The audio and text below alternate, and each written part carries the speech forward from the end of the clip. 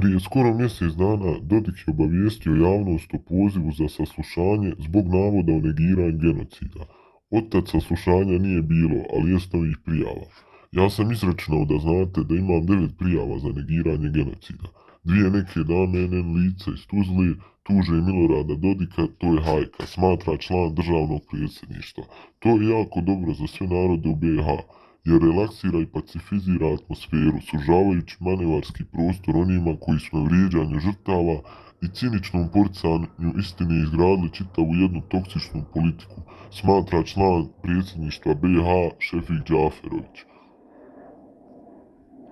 Efekti su još nevidljivi u radu tužilaštva, dok se čeka na podizanje optužnica ili odbacivanje krivičnih prijava, nastavlja se lobistička uloga Dodika i medija. Ukoliko se Dodik ne bi pojavio na saslušanju, slijedi mu poziv. Nakon toga naredba o prinudnom dovođenju od strane Državne agencije za istrage i zaštitu ili nekog drugog organa kojeg odredi tužilaštvo BiH, kaže Krnić. Na kraju novo pitanje je li u svemu posrijedi neophodno vrijeme za istrage tužilaštva i efikasnosti ili je pitanje volje, a ne prava.